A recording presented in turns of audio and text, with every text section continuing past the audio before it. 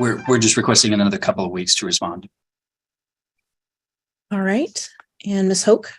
Well, Your Honor, we filed this case in January. We were here 2 weeks ago for the temporary orders hearing. And although I can show that I emailed the documents to Mr. Reed as we had agreed, they said they didn't get them. So we resent them and set it for today. So last week I had no response. I emailed them, received no answer of any kind. And then last night, just before 5, I get this: we can't reach our client, so we need more time. So my client's just getting very, very frustrated. What he really just wants back today is the Lexus vehicle that he's been paying for since January when she took it and left with it. He's paid the, in good faith, made the payments and the insurance payments. According to the Lexus finance people, she hasn't made any attempt to do that. So that's what we're asking for today, if you're willing to look at that one issue. And Your Honor, because it's only the one issue, there should really be no harm to either party in setting it up for another couple of weeks. Well, it's not the only issue. It's the only issue that we are certain of and that we would like resolved today. Since we haven't seen her response, we don't know what the other issues are.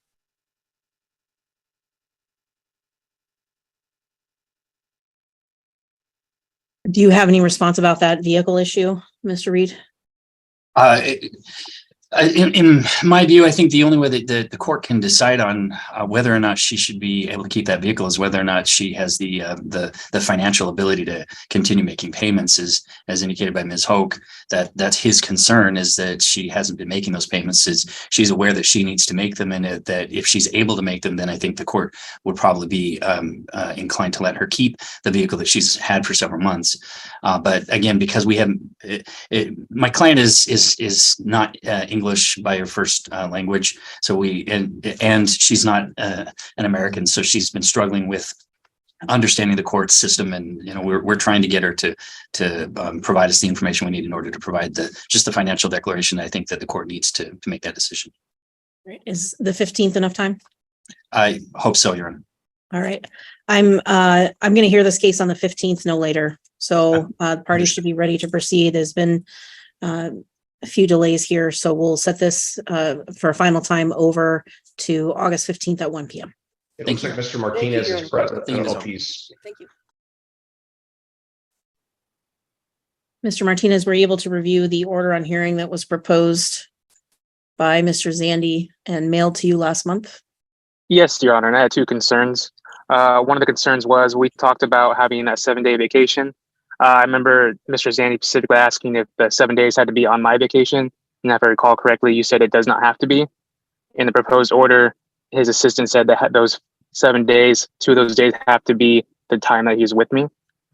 And on the other, I think it was number 3, where it says I'm not allowed to take my son to AA meetings. That was not discussed, nor was it an issue at the time. So I find that those don't line up with what you proposed when we last met. Okay, Mr. Zandy. My understanding of the vacation was that you wanted both the opportunity for what summer we have left remaining to be able to enjoy that with the child. I put the standard language 1 week, 7 consecutive days, which by my account is 1 full week in the order that's under paragraph number 2. So I think it does accurately reflect the court's ruling. And then number 3, what Mr. Martinez is speaking of is the issues that were addressed. They were addressed at length in the hearing 2 weeks ago, which involved the blow and go and giving the child coins and taking him to actively participate in the AA meetings. And this is the one where my client detailed for you in her declaration concerns that the child comes back with a lot of alcohol related questions. And one of those conversations revolved around the child saying, well, I'm going to drink lots of alcohol, so I get coins like my dad. So obviously, given the child's young and impressionable age, given the circumstances that Mr. Martinez has passed alcohol abuses and significant concerns raised throughout the course of this matter, we believe that the child absolutely should be restricted from those types of conversations and activities. And again, that's reflected under paragraph number 3 of our proposed order on page 2. So here's what I'm going to do. For 2023, I'm going to leave the language as proposed in here, and it says extended visitation, but that language is used throughout. So I don't think that necessarily requires that it be attached to your weekend, but it may have to be for this year, given how little of the summer is left. As for number 3, I am going to leave that in here. That is a concern, but what I'm going to include in the including AA meetings, I just am putting adding some language. So any AA meetings that do not have child-specific participation or engagement services.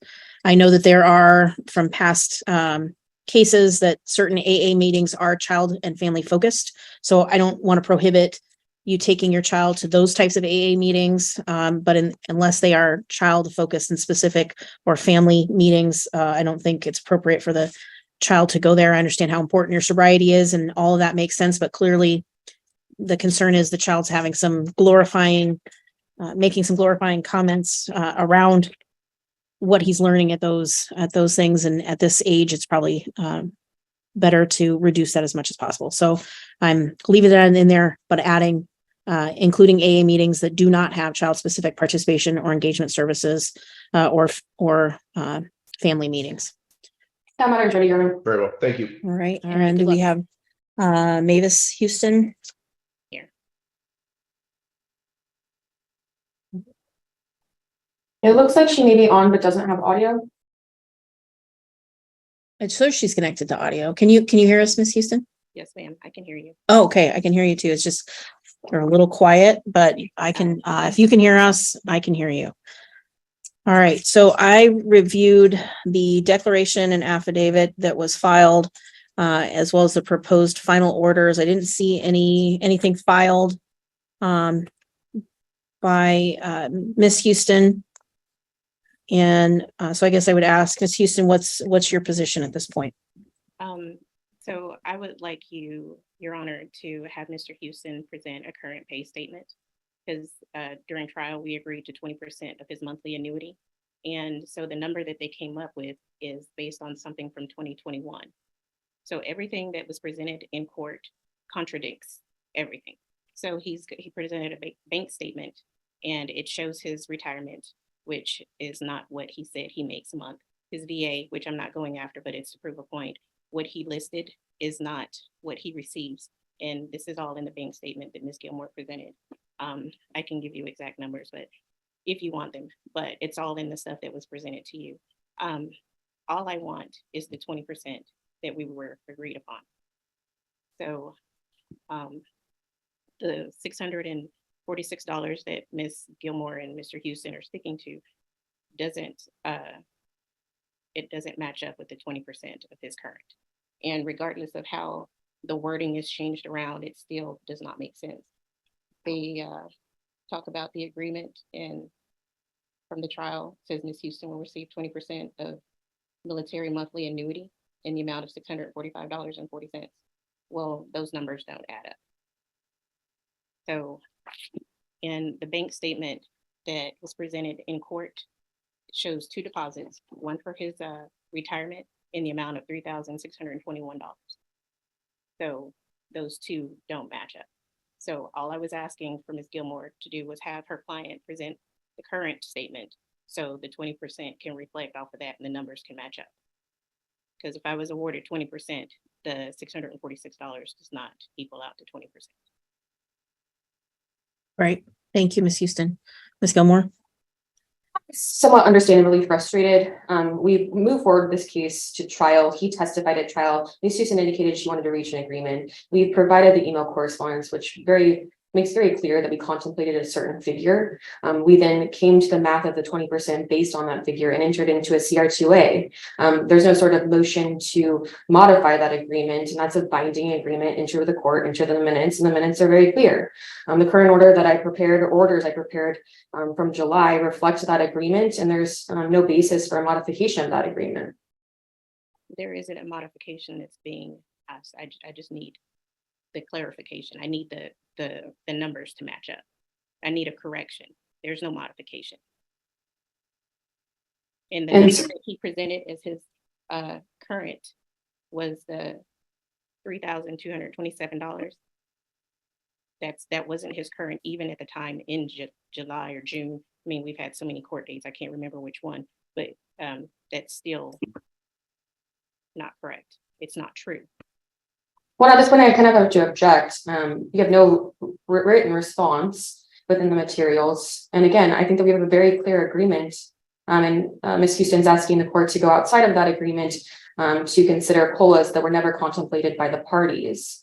We always were going off of that 3227 figure that was memorialized in her own email. And the order of the court with the transfer payment of $645.40 was very clear. All right, so I, hold on, give me one second. When I got this motion, I did review the minutes, and then I reviewed FTR, which is our program for watching hearings. In reviewing that, after an extended recess, we came back on the record.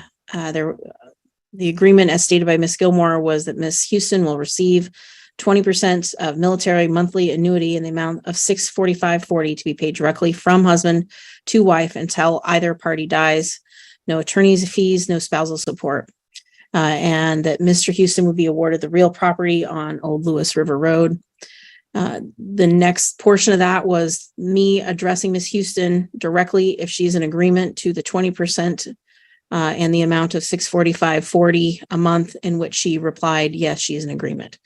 So I don't have anything to the contrary other than that was the agreement of $645.40 a month. So I'm inclined to enter the order at this point based on the statements that were made to the court at the time of trial. That was June 7th, 2023.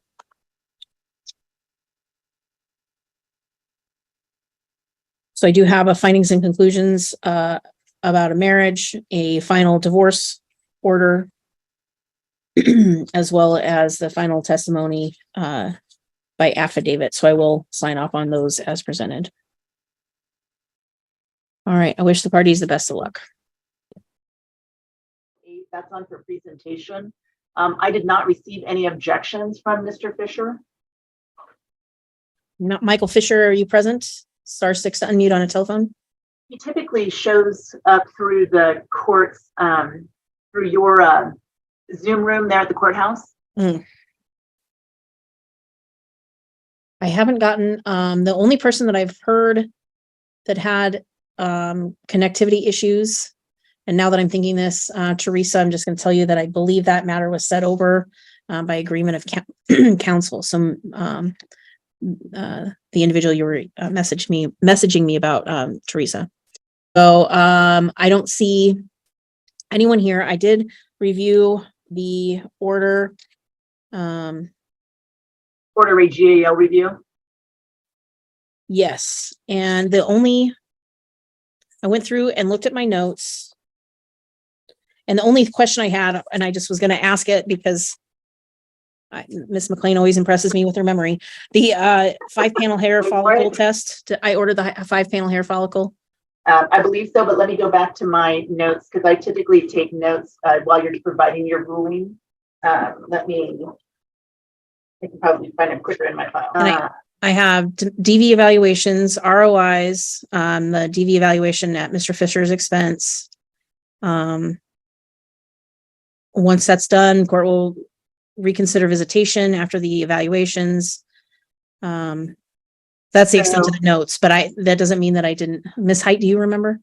My recollection is that he has random tests for his job. And I don't know if that was why you did not order that, but it hasn't been as I recall, it was not ordered. My note is about the evaluation. I just don't see anything in my notes or in the minutes about the hair follicle. That's why I just kind of flagged that as the only issue with the order as proposed. I do know that he has made steps forward to get the evaluation scheduled. It's very preliminary. So I just have that you weren't ordering any of those for Ms. Fisher. No psych eval, not as to him. Presentation. So I don't have that in my notes. I'm wondering if that's the holdover from my original proposed order. Here's what I'm going to strike it. And if at any point in time, if there's a concern with that, I'm more than happy to consider it. Sounds like Ms. Height, who's working the case, doesn't seem to think there's an issue. Did you also review the clerk's notes? Because I vaguely remember, although and I think it was because I was looking up the address for him, because I vaguely remember giving him the address to occupational health while we were in court. I feel like he volunteered to do it, but I don't know that I ordered him to do it. That's my recollection now that I'm digging through here. The minutes from the clerk indicate court ruling, court orders domestic violence evaluations to be completed by Mr. Fisher at his expense, ROIs to be signed for Ms. Height to obtain mental health information. If information is received, court will consider reconsideration of visitation at the time. Court will accept email communication with all parties included. So, and if you go back to Ms. Height's GAL report that was filed back on June 9 of 23, she recommended that he do a 5-panel drug evaluation or 5-panel hair drug evaluation. And you had ordered that he was to comply with Ms. Height's recommendations, but that you were not ordering the psych eval that we were requesting because of his ongoing treatment. I do not independently recall that Mr. Fisher is subjected to random UAs with his current employment. He is. Okay, I don't independently recall that. I don't know if that's contained in your report, but if that were the case, then I would question then why that was included in your recommendations. But my understanding was that you had adopted Ms. Height's recommendations for him. You were denying the request for my client to participate in evaluations. So that's where that came from. I based on my I don't see it specifically on here. I do see it in Ms. Height's requests. I struck it out, but I'm indicating that this paragraph actually applies. So that's going to be messy for the clerk. I apologize in advance. You want me to send over a new order? If you want, it's still legible. It's just kind of messy. I will tell Your Honor that I just found out about his ongoing testing through his work about 4 days ago when I visited with him. Oh. So that's why that's there. That makes sense then, the difference between then and now. Yeah.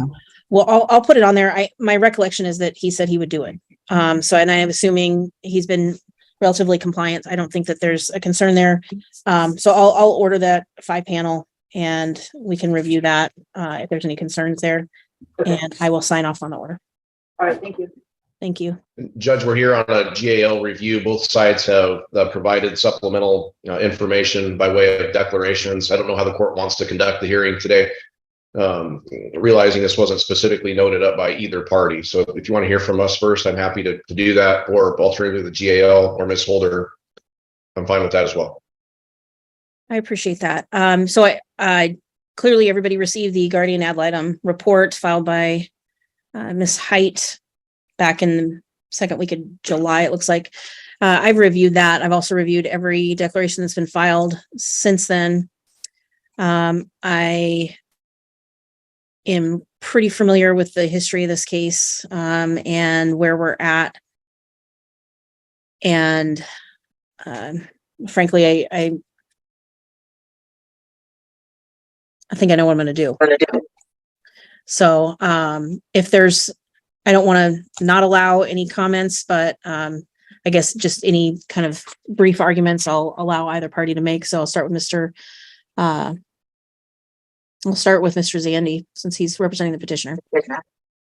And thank you. I'm going to keep this pretty short and concise. You got my client's declaration. I will say that the GAL investigation and report kind of furthered what my client's concerns were. We knew that there was some grave issues with mother involving this child, that relationship was very peculiar, and that mom treats that 12-year-old like a best friend as opposed to a kid.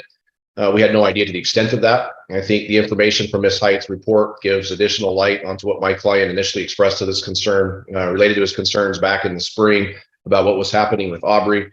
We absolutely believe that a transfer in custody is appropriate. We believe now that with school starting in, it seems barely a month, that the time to do that is now. We also believe, and my client acknowledges, that his work is cut out for him. He realizes that this child has been ingrained in mom's culture. And I think that's the only way you can really detail that, as kind of mom's involvement with this child in her romantic interests, these frequent relocations, and basically putting in her a capacity of extended babysitter. And again, this issue with the melatonin and this potential, what was detailed as an overdose, speaks volumes to where we're at. And that mom's essentially on New Year's Eve saying, well, you figure it out. Google search melatonin overdose to make sure that your little sibling, who was at the time, I believe, 3 years old, doesn't die while mom's out hanging out with friends again on New Year's Eve. You get these types of issues. What I would comment on that is omitted from my client's declaration, but specifically cited in the GAL report, is this level of communication, again, between the child and mom's boyfriends and ex-boyfriends. It was unusual to me. I think the content and the tone of those gives additional rise for concern. I know my client expressed those concerns after reviewing those, after seeing Ms. Height's report. It just leaves the question of where do we go from here? And my client has detailed for you his desire to put the child in counseling. And we think that is absolutely appropriate. My client goes into detail about the horses and the extracurricular activities and the like in his declaration. I think that, again, is pretty succinctly stated by him and gives rise to kind of the standard of us moving forward. My client is stable. He's consistent. He's in a long-term relationship. Obviously, he's married. He has long-term employment, which provides stability for this child. And we don't have to worry about these academic performance issues. The one thing that he would like, or I guess two things that we would like to see that are somewhat contrary from Ms. Height's report and recommendation is, number one, move the exchange time on mom's weekends to 5 o'clock as opposed to after school. Now, this again makes sense given the fact that we're talking about a child who will be in middle school, will likely anticipate playing volleyball and basketball and equestrian type activities as she's expressed the desire to kind of pursue an interest in horses. We think that makes sense. Also makes sense because mom has a younger child who I believe is 7 or 8, who's in elementary school up north. And that's pending mom's new relocation, which we believe she's now involved with a different individual and again, contemplating yet another move. So we're asking that the exchange be at 5 o'clock. My client also asked that on the back end of that, on the Sunday return, that be moved up an hour or two, enabling him to allow himself to get the child reacclimated to the routine, having the concerns about homework, which again seem like they are verified by the GAL's comments and findings. I think that makes sense. Finally, asking that the exchange location be at the Shell station in the Toledo exit off I-5. That's roughly halfway. We struggled with this because halfway for mom frequently changes. We don't know where halfway is from time to time, but given where she currently resides, which we believe is in the Centralia area, that's the rough justice midway location, and that is our suggestion. Asking for sole decision-making as it relates to education. This is a case, again, where you've heard extensive argument about this child's lack of progress in school, the frequent changes, the homeschooling, and the ill effects of getting this child timely to school. Mom has shown that she basically has no regard for it. Mom's latest excuse was, well, the child was getting bullied. And we now know after the investigation from Ms. Height and mom's most recent comments, that was overstated a couple of months ago. We have, again, indication that mom just doesn't have a lot of regard for schooling, and that has not been a priority for the child where it is for my client. And so we're asking that he have sole decision-making for educational decisions. Completely agreeable with the provision that he provides any and all information timely to mom as it becomes available. And again, these parties have always, for I guess the benefit, been able to communicate with each other. And I don't anticipate that's going to be a problem moving forward. And my client has detailed a desire to continue to inform Ms. Vick of any issues at school or decisions being made on the child's behalf. We can go on again with significant time. We don't need to. I would state that an absolute provision needs to be included in the parenting plan that says this child is to be left out of adult conversation. This child is to be treated like a 12-year-old, not a 30-year-old. This child should be treated as these parties' child in common, as opposed to a best friend.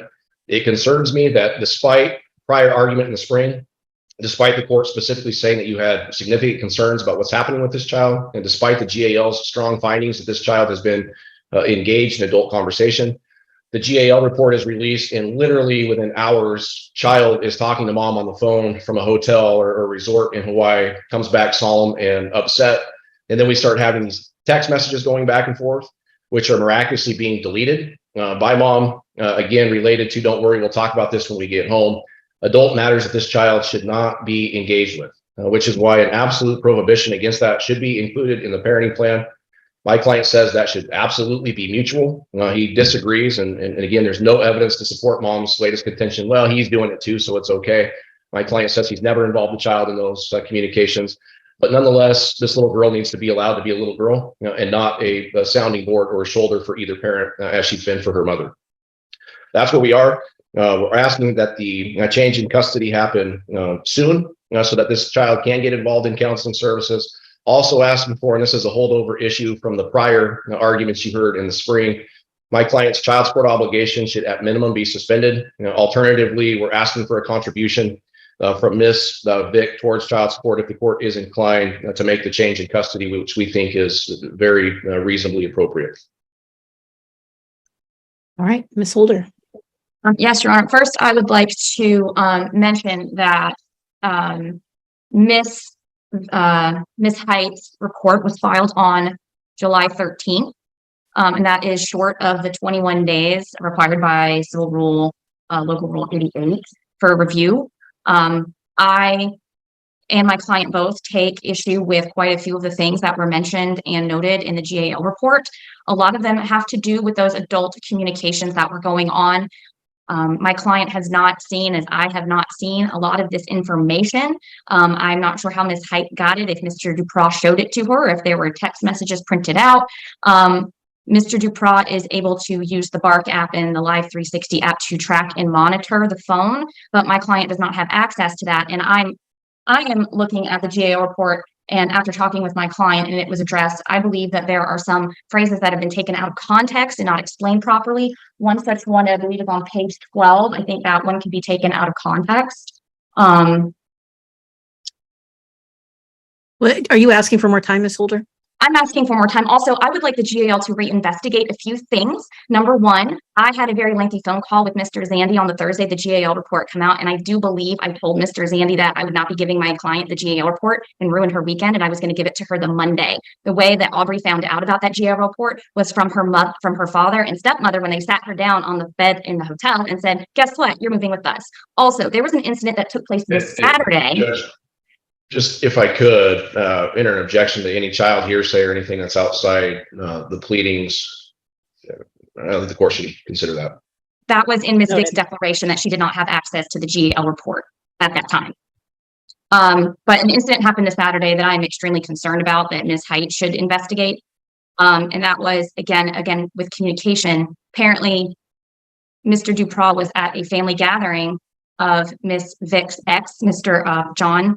His mother was interviewed, and Aubrey told my client she overheard her father telling multiple people at the cookout that my mom is losing custody. Well, again, I'd object to the hearsay from child, as well as this information has not been filed in any declaration. And it was not able to be provided as it happened this past Saturday, which is why I think it is imperative that the GAL investigate, because that goes to the core of the issue of Aubrey being involved in these type of conversations that are adult conversations, which I do agree with are inappropriate, but I would like to address that and have Ms. Height look into that. I would like more time to go over these text messages, and it is summer and there is time before school starts, and there is nothing in the GAO report that I have seen that would indicate the child is in any kind of danger. And there's nothing dangerous enough that would justify an immediate change. And I believe that my client is entitled to see the information that the GAO based those reports on. All right. I'm assuming Further, one last thing. We would like some more time to address and to be able to track down and talk to all the alleged boyfriends Ms. Vick has, because she doesn't. We've gotten a declaration from one, which was Manny, but there are multiple other people, men described as boyfriends, that we have not been able to get a hold of for declarations to make a known statement that they are not in fact and have not dated Ms. Vick. And she is, again, not planning on moving. We have stated that many times. She's not intending to move anytime soon. So where Mr. Duproix is getting information that she's likely to move anytime soon, that again is inaccurate. Are you done, Ms. Holder? Yes, ma'am. Okay. Yes, Your Honor. Ms. Height, I'm assuming this is probably the first you're hearing of those those handful of issues as well. Yes, I did review the responses from both parties, but some of the things that have been brought up are things I had not heard before. I do stand on my report.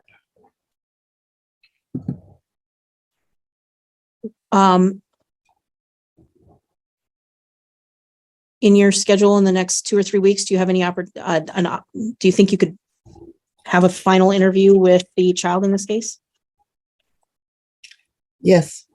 Her current schedule is that she's a week here and a week up north, and I could certainly coordinate with one of her times down here and meet with her, independent from the rest of her family. Right. Which I did have a meeting with her with no one else. So Okay. When is she with mom this week? I've lost track of who she's with. Ms. Holder, is she with your client this week? I'm not sure she's with my client this week, Your Honor. Mr. Sandy?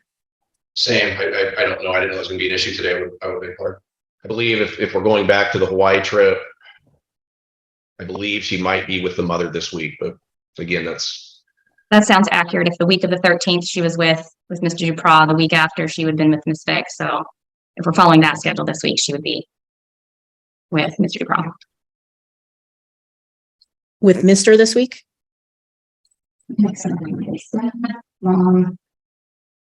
Actually, Your Honor, I believe this week she is with Ms. Vick, as last week she was with Mr. Duprat. And I apologize, I did not know about this issue until I came into my office this morning about the communications. I did not know to ask based off of that, so I do apologize for taking up the court's time in requesting a continuance. So first and foremost, I appreciate Ms. Height's report. I am concerned a little bit about the information that's received today. I think I'm assuming Mr. Zandy would like an opportunity to discuss that with his client as well. I would like Ms. Height to make an effort to have another conversation with the child in this case. I do not, for the record, note any urgent safety concerns with this case. There are definitely concerns, but as far as like the child's well-being, I'm not immediately concerned about this. I would like to handle this sooner rather than later. I don't know, Ms. Height, if the child's here next week, if that gives you enough time, if we reviewed it on the 15th, or we could review it on the 22nd. That might be preferable. That gives you all next week plus the beginning of that week, so the 20. I believe I can have something prepared briefly for the 15th. Because if she's going to be transferred on the 4th or 5th of August, I could potentially get in touch with her in the next day or two, get something written up, because I would like some direction on the scope that you'd like me to cover. And then I'd like to get something written and filed so that both parties could have a chance to look it over, as well as your honor. So my understanding, and it sounds like everyone agrees, that we believe that at some point this coming weekend, she will get transferred to dad. Dad's local. So all of next week should be with dad. So the week of the 7th of August, the week of the 14th back with mom. Let's review this on the 22nd of August at 1:00. And specifically, Ms. Height, I want to know more about where this young lady is getting all of her information about the details of this case. So communication with you detailed and I appreciate it, the communication between mom and child and other adults of concern. I want to look specifically about information regarding this case and if that's being discussed in front of her and by whom. Okay, Your Honor. So we'll status quo until the 22nd. I will make a ruling on the request for the change in temporary parent. That matter's ready. We do have Ms. Stockwell present. So she did file a response. That response indicates, at least sufficiently to me at this point, that she has filed an amended tax return. That was one of the issues we were on for review. What's not happening is rational child support payments. It continues to be sort of, I'll pay what I want to pay, and that's the concern. Again, there's choices being made of I'm going to watch my boyfriend's kids instead of work a job that's going to pay me sufficiently or work enough hours to be able to pay my court obligations. What I'm proposing, I do recognize that Ms. Stockwell, last we were here, indicated she was pregnant and due essentially now. So what I'd like to do is set this out 4 months. That allows for a reasonable period for that pregnancy to complete, come to fruition, for her to have some maternity leave and come back to work. I think that that's reasonable because at least we've solved the tax issue. But at some point, Ms. Stockwell needs to understand the order is what it is. It's not pay what you want, when you want, how you want. Second, I'm asking the court to award fees of $500 because again, we've had multiple hearings. It's reasonable that we have fees. And then if Ms. Stockwell signs that order, then we'll enter it ex parte. If she doesn't, then we can address it at a date 4 months from now. I don't have any issues with that. I don't want to create an additional hearing for my client. All right. Ms. Stockwell, any comments? I would like to address the whole boyfriend's kid thing and the not working thing. I had my hours got cut due to pregnancy related issues. I do have a note finally from my midwife regarding that. I can send it over to Ms. Baldwin. It cut my hours down to like 19 a week, and then the garnishments have been half of my checks per the regulations if they are only allowed to garnish half of the checks. The rest has been going towards food to aptly feed everybody here. And then I also made sure that there was going to be an extra payment this month. I believe it was of $330 added onto it. That came from a settlement with an accident. They had told me it was going to be in by the 25th. So my declaration, I did say it would be there by the 25th. It did take a little bit longer, but it did get put in. And I don't see the need for us to be paying the $500 to him or to the lawyer fees when he's been able to work full time and been able to acquire the lawyer and all that. I understand that the frustration and the taking time out of everybody's day and everything. I get that. And my apologies for it being this long. But my hours had been cut. I got back to working at least part-time hours. And then I wanted to ask what exactly we could do while I am on maternity leave to lessen the burden of me potentially have to going back like 2 weeks after I have the baby for the child support. Briefly in response. Mhm. This is not we brought this contempt because she didn't pay a payment. She didn't pay anything from the date the first child support order was entered in November of 2022 until we brought the contempt. This was somebody who just said, I'm not going to pay. And then even after the contempt, what we see are these like $90 payments, these payments that are not even close to what the child support order is. So this is not something that's, and has been an issue for the last month of her pregnancy. This has been an issue that's 6 months long. So we did not race in here to do this, but at some point she needs to pay as ordered. It is what it is. She doesn't get to choose a job that puts her in a position where she can she's saying they're garnishing half my check, but when your check is $200, your $100 payment, that's the max child support can take from you. That's not reasonable. You're self-selecting a choice that's resulting in you being in contempt. So at some point she has to make choices that put her financially working full time, even if she's choosing full-time minimum wage. So again, I think my client's been really reasonable and gracious in this matter, especially offering sort of a 4-month set over for her to get her choices aligned with what allows the order to be paid. All right. So I appreciate Ms. Stockwell, the tax return information and getting that submitted. I got to tell you this. I'm sure everybody's frustrated. You can't squeeze blood from a turnip. Is that the old saying? I understand that. Your standard calculation being imputed at full-time minimum wage is twice as much as I ordered you to pay. So I already gave you a massive break. And there's more kids. And guess what? You're responsible for all of them. So you can't just leave 2 of them in the dust because of new ones and other ones. Your obligation has been $300 a month since it was set by me back on November 4th, 2022. If you wanted to petition for a recalculation of that, I can't give you legal advice on how to do that. That's obviously something that you can speak to someone about to look into. I don't know that you're going to get, for lack of a better term, a better deal than the one you got here, to be very, very frank. So here's what I'm going to do. I am going to set this out to December 5th. I think that's a Tuesday, December 5th, 2023. That is a Tuesday. That works for me. So December 5th, 2023, 1:00 p.m. for review. Reminding you again, your court obligated payment is $300 a month. I am going to impose $250 in attorney's fees. I'm going to ask that there no interest accrue on that until I'm going to give her 90 days instead of 60 before any interest accrues. And good luck with your birthing process and your new child. We'll see you back December 5th, 2023, 1:00 p.m. And I'd Thank just you. like to use that same date as presentation. Ms. Stockwell, I'll send you a copy of the order. If you're in agreement with it, I just ask that you sign off, just meaning that my order reflects what the judge- for first presentation. And Ms. Gilmore has joined the case, and I welcome her. Well, Thank you. welcome, Ms. Gilmore. I believe. So were the objections that I received from you? I'm trying to, my Odyssey, of course, is frozen right now. They would be from Ms. Gilmore.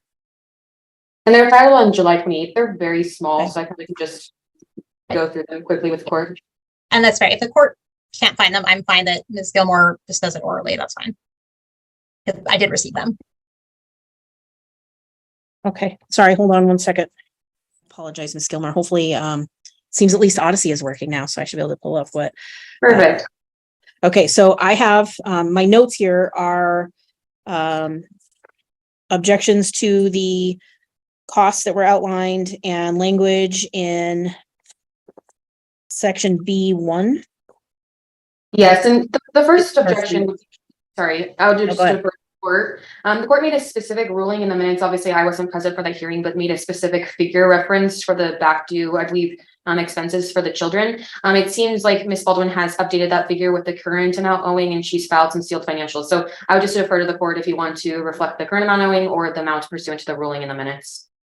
And I'd ask that you use the amount that's listed. We specifically referenced for the court that we would, because the children, if the court would recall, were dismissed from childcare because of the lack of payment. And I specifically told the court, because there was a set sum, that we would get those records, present them, and then update the total amount owed. I don't think we dispute. I don't think the amount owed is in dispute. So I would ask that we use the amount owed as of the date the children were dismissed from care. And I have a note here that the final number would be updated for today's presentation. So Okay, that's the fine. only thing that I am going to say is, and this could be a Scrivener's error, in the clerk's notes, it said $70, 70 in costs, and in the proposed it's 75. I don't know. I mean, $5 is $5, but I don't know. That's the only discrepancy I saw there. I think 75 is the correct number, but the court's discretion, I'm not going to quibble over $5. Okay. All right. And then section 3B1. And so again, I'm just relying on the minutes as I wasn't present, but I didn't see anywhere in the minutes that the court reflected the language contained within that section. Particularly just kind of a bad faith finding with specifics on that relating to my client repeatedly arguing and refusing to pay. So, I mean, absent a specific finding to that effect, I think that the language should be stricken. And she's looking at about lines 12 and 13. Mhm. I think this is reflective of what happened in the history. There was multiple attempts to obtain payment and months long of non-payment. I think it just reflects what actually happened. And just a review of my client's materials and response, there was some dispute on how that payment would be made, if it was going to apply to back support owed by husband. And so after that back and forth, my client made good faith efforts to pay directly. So we're just asking the court to strike that finding as the court didn't make it specifically. I'm going to strike the last sentence of that. I think it's accurate that she was notified of her expenses. I don't, I understand Ms. Gilmore's argument. So I'm just going to, the argument refusing to pay portion, I'm just striking. Any other objections then? No, Your Honor. And then All did the court leave 75 or did you change it to 70? I left it. Okay, very good. And then Ms. Gilmore, is it okay if I indicate approved via Zoom?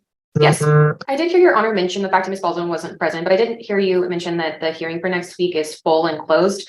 We were hoping to set over the review of the home cell for next week. We're already before the court on review of the GAL status investigation. So I would ask the court consider putting us on. Well, before we move on, we do have another presentation. So there is also that's the right. order of May 30th. And I didn't see any objections filed as to that. That was before the court previously for presentation. The court sent it over to give the respondent time to file objections. That time's come and gone. At this point, we'd ask the court sign that order. And I do apologize, I'm catching up and there's about 1,000 pleadings in this case. I would ask if we are sending that over to the 8th, if you just let me have a review of that order. I didn't understand that we were on for subsequent presentation of any order outside of the contempt. I have no objection sending over with terms because this was expressly on and Ms. Gibson was expressly told it was on. Not Ms. Gilmore's failing here, but my client's paying for me to be here. I would just ask for terms of $500. I think that's reasonable. It's a pretty straightforward order. That's just kind of a cleanup order in this matter. All right. Sorry. Here's what I'm going to do. I'm going to set this order over to the 8th at 1 p.m. The other order I'm entering with that change that we discussed. I am extremely glad Ms. Gibson has an attorney on board now, and I'm hopeful that will help the process move along. I am sure that there was a great number of details and information that was passed back and forth. I'm willing to set this over to the 8th, and hopefully, Ms. Wade, this won't be an issue to add this, since the Gibson matter is already on next week. So we'll just have it on for review of this order on hearing for May 30th. And then whatever else it's already on for. So And I'll present, yes, and I'll present signature if I think it's consistent with the court's ruling, obviously. And we just want to make sure that the court reviews, if the court's setting it over to next week, we're also going to review the home sale. That was set to be reviewed today. I think we're trending towards it being something that's resolving. And we won't need the court's help on that, but I want to leave it on as a sort of a benchmark for us to make sure that it gets resolved. Okay, so we'll add the order on hearing for May 30th / home sale to the review for next week, the 8th. Very good. This matter is Alright. on Thank you. as a All right, thank review. you. The court will recall the court last week suspended visits, ordered Mr. Wisher to participate in the hair follicle test that my client had previously requested, essentially 10 days prior to that, pursuant to the court order. He did not obtain that hair follicle as ordered. The original one that my client requested on Friday, he did not obtain that. So when we came in front of the court on my motion, the court ordered him to comply. From there, Mr. Wisher did obtain a hair follicle test that has been filed because the court had an opportunity to review that. Yes. Okay, very good. So where we stand right now is a continuing concern. That is, at this point, should be a growing concern and a substantial concern. When we look at the drug tests and the history of this case, we see that there was an initial denial as to any sort of drug or alcohol issues. We then see a delay in sort of getting that initial test until the court ordered it expressly. When the court ordered it, it came back positive for cocaine. That happened back in May. From there, he was ordered to do a substance use evaluation. When he did that, that comes along with a UA. His UA showed positive for alcohol at his substance use evaluation. So again, a concern. We then get to the court then expressly ordering him to engage in weekly UAs. He then does them unobserved, doesn't do sort of the first week, then doesn't do my client's requested hair follicle, waits 10 days to obtain this most recent test, and only after your express order that you have to go do it today and I'm suspending visits, that comes back once again positive for cocaine at a high level. There's about 60 days between that first hair follicle and this current hair follicle. There is not a substantial change in his cocaine quantitation between those 2 days. Certainly not at 60 days. We're a third of the way to having it not on your hair follicle at all, or 2/3 of the way, and there really isn't any kind of substantial change there. And so again, in this case, the child, I think, is being put at risk unnecessarily and without reason in a way that's not appropriate. Again, when we have someone who's been previously dishonest with the court and dishonest with the guardian ad litem, dishonest with the process, the court really at that initial hearing when he tested positive extended grace. And I define grace as undeserved favor. The court kind of said, I'm going to give you a chance here. And the result of that, unfortunately, is we have somebody who's no indications he's in treatment, no indications he's voluntarily done treatment, such as AA or NA, which are free and readily available. We don't have a single observed clean UA in the file as we stand, and we have 2 hair follicles spaced 60 days apart that don't show a substantial reduction in his use of cocaine. We have him waiting to take tests, sort of not doing what the court ordered, sort of doing what he wants. We see him missing visits with the child, scheduled visits when his family is the person supervising. The indications are that person's reaching out and calling and texting, and there's no response. What we see is a lot of excuses and really no action on the part of Mr. Wisher. So at this point, we have him still positive for cocaine and true negative impacts of the child. I think it is a concern that even though the court said, I want to see an even sort of sharing of supervision, we only have 1 supervision that's happened with my client side. All but 1 of those have happened with Mr. Wisher's family. And while I hope all supervision would be sort of equal, we all know that there's some sort of leaning in one party's favor or another, depending on who's supervising. And the concern here is sort of the glowing reports maybe sort of dismissed some of the things that another person would have seen or had concerns with. But we're in a place where Mr. Wisher isn't taking this seriously. He's not taking his sobriety seriously. And the court has to recall that my client indicated a long-term history with substance abuse that stretched back several years and which was never addressed adequately. And in addition to that, leading into domestic violence and concerns regarding that. So given and again, the court should recall, this case has been pending since April. So we have had the case pending since April, and that's when it was filed. These parties separated before that. Mr. Wishart still isn't clean, even under the microscope of the court. It isn't reasonable to continue as we are. So at this point, my client's request, and I think it is a reasonable one, is to suspend visits. What we would like to see, we want father to re-engage, but that should be with some serious sort of soul searching and some effort. So we're asking the court to suspend visits. He can resume visits upon two things: a clean hair follicle that includes an ETG, so essentially includes an alcohol prong to it, that he has to be clean from both, the sort of standard substances we know he's using, along with alcohol, which we also know he's using. That he needs to be in treatment, and he needs to have compliance reports showing positive compliance for at least 2 months. I think, again, those things should track together. So my client's not trying to set this out forever, but we should not be in a position where Mr. Wishart just continues to use and just shrugs his shoulders at the court or provides what amount to sort of not my pants defenses that aren't reasonable.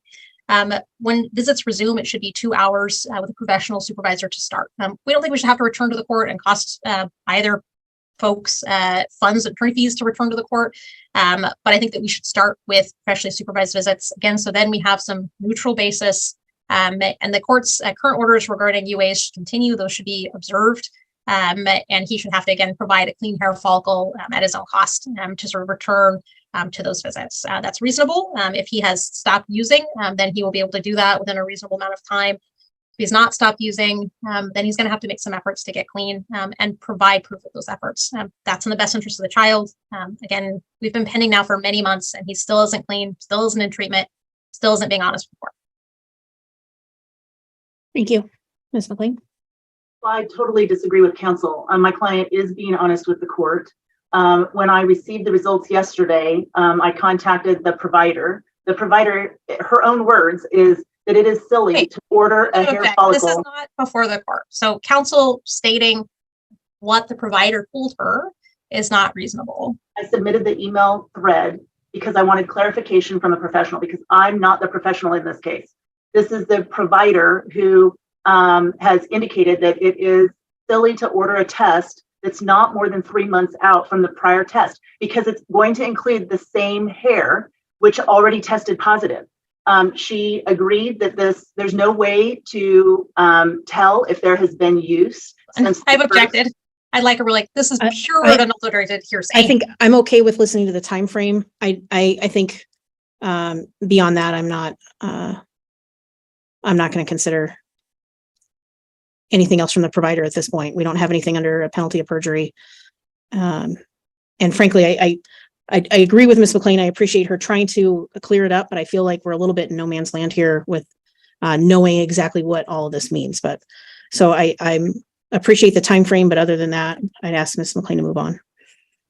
Okay, so just for purposes of the record, obviously yesterday was my first day back from 2 weeks vacation. Even Your Honor questioned whether or not we would get the hair follicle results by today's hearing. I'm simply trying to provide as much information to the court as I can. As I told you last week, my client had an appointment with Kaiser for treatment to determine if they were going to be able to provide that treatment. They did that assessment on the 25th, the day that we were in court. They took UA and blood samples from him. They're waiting for the results of that. They did have him in a treatment class last night, and they've scheduled every Monday for purposes of treatment. But again, they're waiting for the results from their own testing as far as what that treatment plan from their perspective is going to look like. I have instructed after our last hearing last week for Mr. Wishart to start attending the AAs and NAs as recommended from the Awakenings testing. And so I'm waiting for documentation relative to that. Counsel, again, has absolutely nothing under written declaration that supports her conclusions and arguments to the court that the testing from the current hair follicle suggests conclusively that he has used since the last since the last hair follicle in May of 2023. And again, if you test within that time frame, hair grows at different time or different lengths for different time periods, and you're using averages. But the concern is, and even the test results shows that the lab took the full 2 inches of what his hair was. So, and you have Ms. Kale, who has reported at our last hearing or somewhere along the line, I think it was at our last hearing, that Mr. Wishard, I'm sorry, I think it was in her email to us, that Mr. Wishard volunteered to her that he had not cut his hair since the last testing. So again, you have hair follicle that we already know tested positive. You see levels coming down.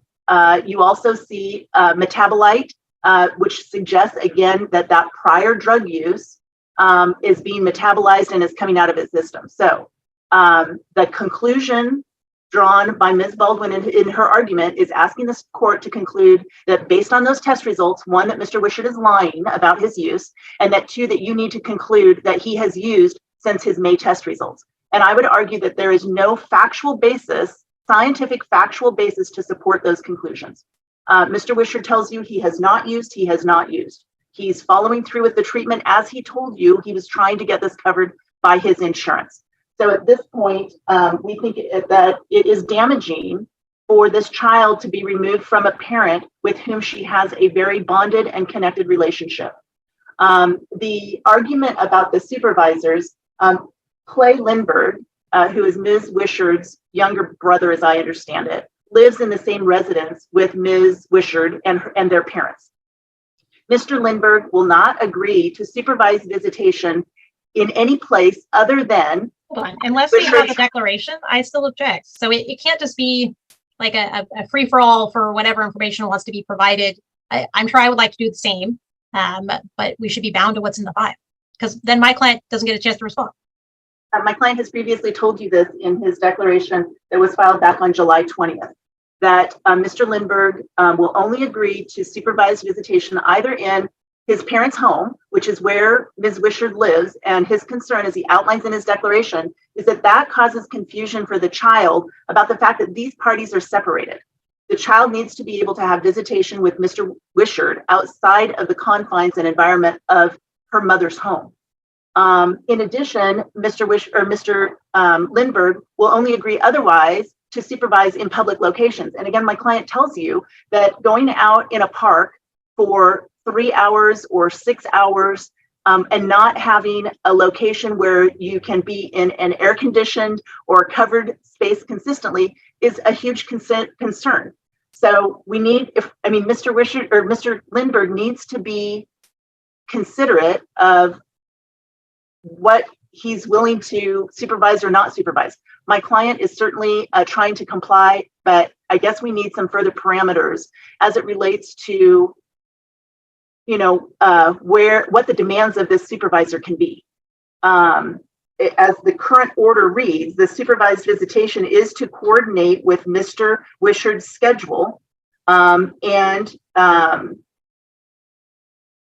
the dates and times of supervised contact is no less than 6 hours a week, coordinated with his work schedule and the supervisor's work schedule. There's nothing in there that indicates that the supervisor gets to dictate exactly where those are going to be. The whole goal is trying to provide an environment where this child can have a successful visit with her father. And she's had successful visits with Christina Wishart, providing that supervision. And as I reminded the court last week, when Mr. Wishart's visit last week was terminated or suspended, the GAL had already arranged to observe that visitation.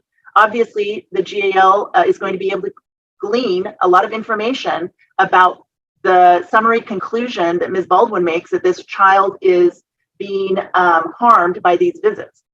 Ms. Kale will have an opportunity to review and observe firsthand, rather than reading on a piece of paper from a supervisor, as to the sufficiency of those visits and the contacts that this child has. So at this point, we do believe that it is appropriate to return to allowing Mr. Wishart to exercise his supervised visitation. He continues to provide UAs. We're waiting for the UA results, I believe, from the last, I think those were from yesterday. So we're waiting UA results from yesterday. I believe he's taking those every Monday now. So we're waiting for those results. As soon as we get those, we will submit them. The question is on those weekly UAs, do those have to be supervised? Or I'm sorry, not supervised. Do those have to be observed? And again, this suggestion, there's been no suggestion, at least in the testing documentation, that those have been forged or fraudulent. The creatinine levels are all appropriate. There's no suggestion of any dilution. So Ms. Wishard, again, takes everything to the extreme negative when it comes to Mr. Wishard, because again, she's inclined to try and interfere with that relationship, just as she did at the commencement of this case when she withheld Addison from Mr. Wishard for 2.5 months. So we want to have some consistency for this child as far as contact with dad, allowing the GAL to provide that supervision. And we are working on getting all of the documentation. The professionals are working on that. So that's where we're at. We're asking the court to provide for that visitation to resume again this week. All right, we have a bunch of orders as well, and there were objections to those. I have no objections to Ms. Baldwin's proposed order from last week's hearing. Okay, and then I have, we'll leave the child support, we'll do the parenting plan and temporary order. And just so the court has an understanding as far as what I did, you had entered a temporary order back on June 6th of 2023. And as this is an amended temporary order, it is confusing, in my opinion, when we have to go back to multiple different orders and figure out where we're at. So my intention was to have one order that we could look at so that everybody's on the same page. And so when counsel has objections that say the court didn't make these findings, those were holdovers from your prior rulings. I can address that when you're ready. Okay, and just to confirm, so I have a temporary family law order that was entered June 6th. Is that the one you're referring to? Yes, that, and technically I believe that there was a temporary parenting plan entered that same day. Let me. June 9th is June right. 9th, yes. Oh, it's June 9th, okay. Okay, so as to amended temporary family law order, Ms. Baldwin. Okay, so I have filed my objections, but the inherent problem is that the court didn't ever establish the incomes for these parties. The court said it sort of just, I'm just gonna set family support because that's all we were doing at that moment. Now, subsequently, there was essentially a motion where the court said, okay, I'm gonna end spousal/family support, and then it'll just be child support from here on out. But the court's never set what the incomes of the parties are. Because child support is directly related to spousal support, you can't just drop one off and act like it doesn't impact the other. Child support is reduced when you're shifting sort of above the line income of the parents via spousal support. And so that's where we get to the numbers. I'm saying that's fine that the court can use the family support amounts, but once you drop off family support entirely, then you can't do that anymore. Then at that point, you do need to enter an order of child support. Additionally, there's statutory requirements for Mr. to pay for his percentage share of uninsured medical, his percentage share of daycare. The court has very expressly told my client, you got to get back to work, you've got to get back to school. My client can't do that without the things that are statutorily required for him to participate in financially. So it's appropriate that we set incomes and set child support correctly. So again, I sort of left alone your order on the reductions until the court removes family support entirely, and then we do need to set a child support. We're very clear about how we arrived at the incomes of the parties. They're really straightforward. At this point, they're based on the party's actual incomes or imputed as to my client since she doesn't have income. That is very straightforward. So we're asking the court to make those changes as to the temporary order, but then beginning January 1 of 2024, the child support needs to be based and per statute based on the party's actual incomes. As far as I think, and just let me interrupt you. Sorry, Ms. Baldwin. So the family support I had terminating at the end of this year.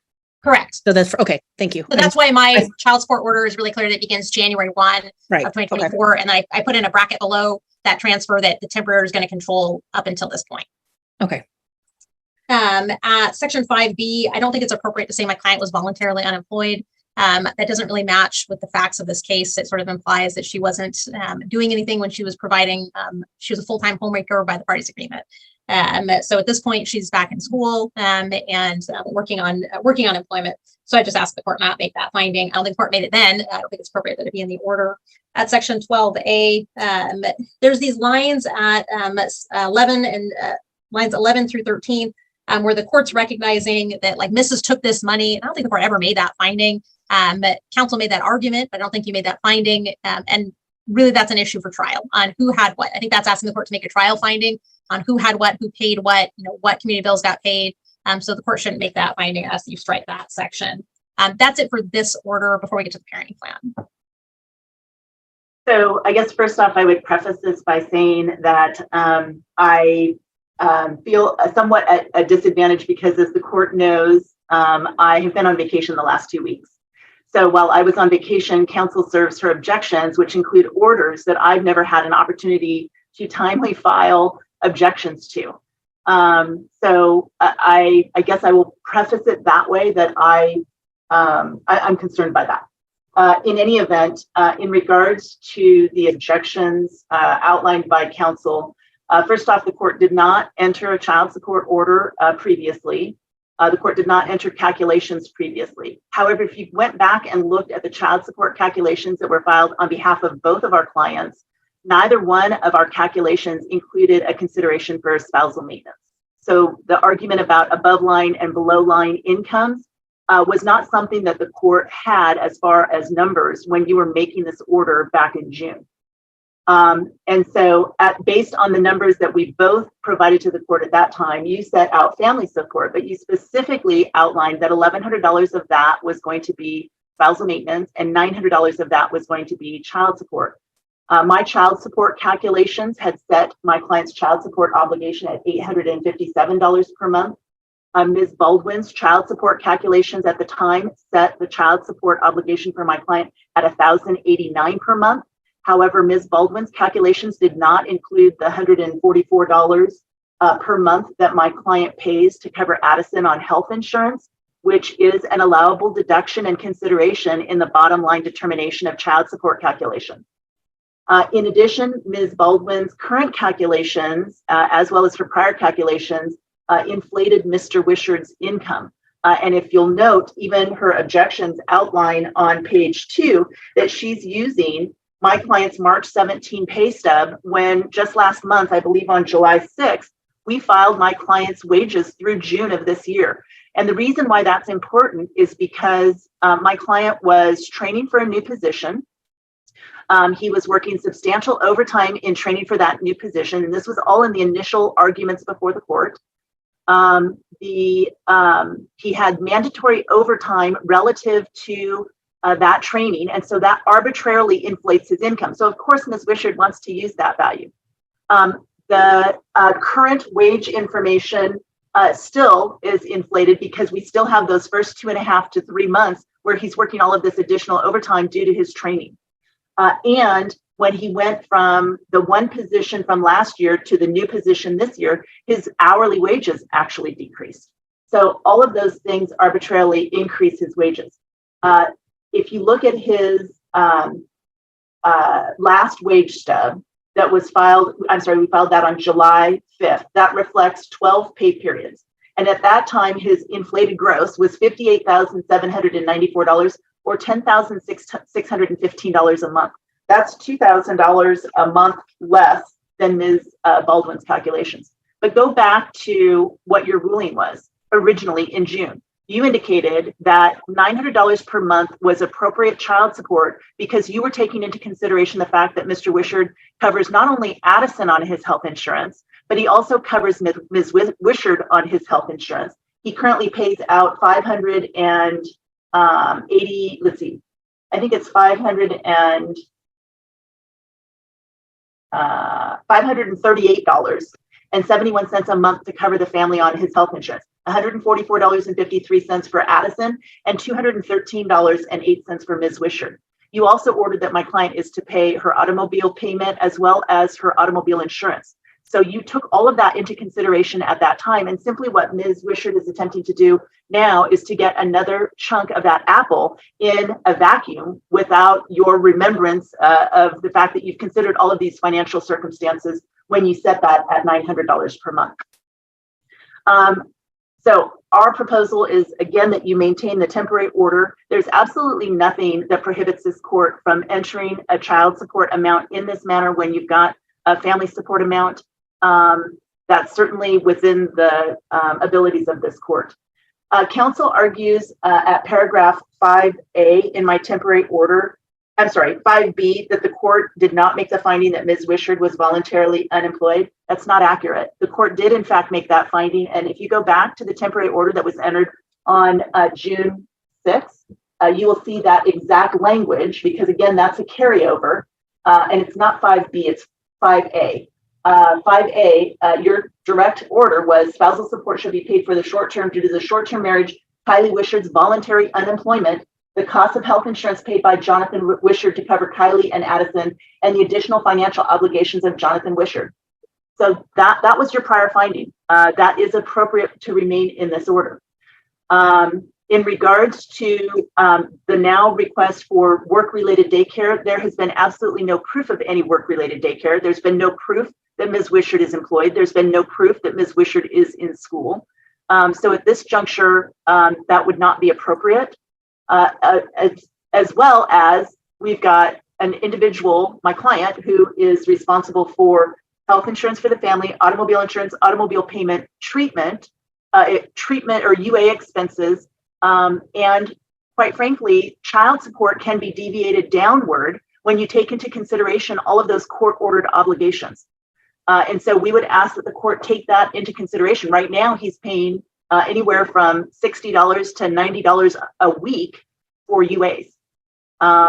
In regards to paragraph 12A, the court, in fact, did previously make the finding about the monies being removed from the savings account. Again, I would urge the court and obviously Ms. Baldwin to look back at the temporary order that was entered on June 6th.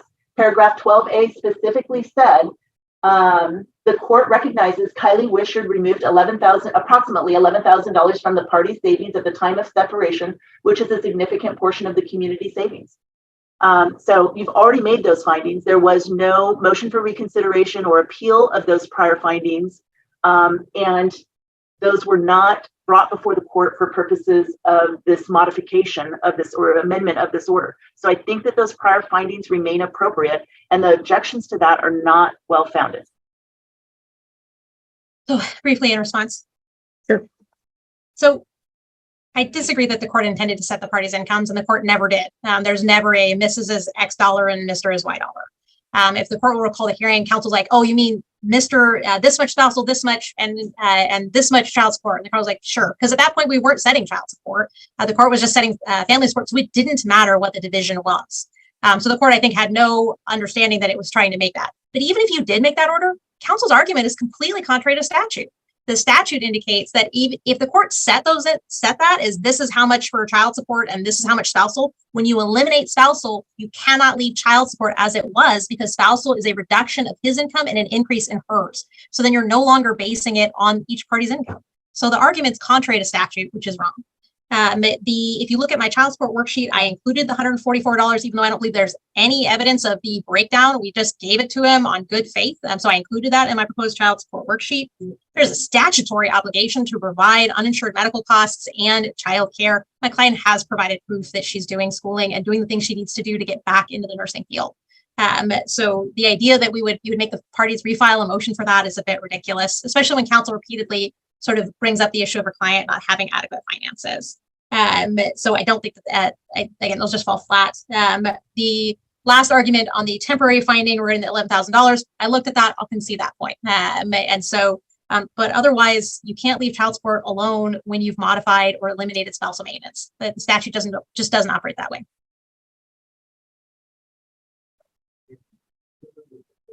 And then we haven't talked about, as far as my rebuttal to parenting plan issues, if and when Your Honor wants to hear that, I'm prepared. Yes, I will come back to you. I'll let the GAL weigh in at that as well. And I wanted to get these orders out of the way if possible.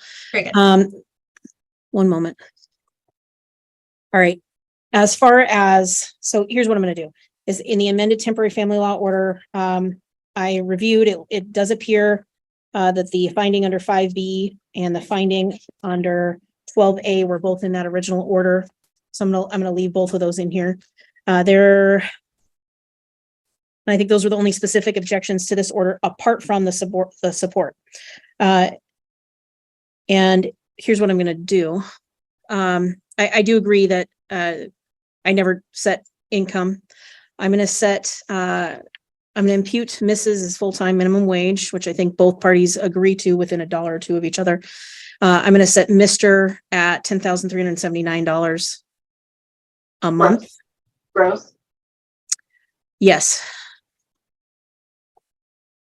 And that's based off basically just taking pay through June 2023 as provided, divided by the number of months worked, and that's his average income thus far this year.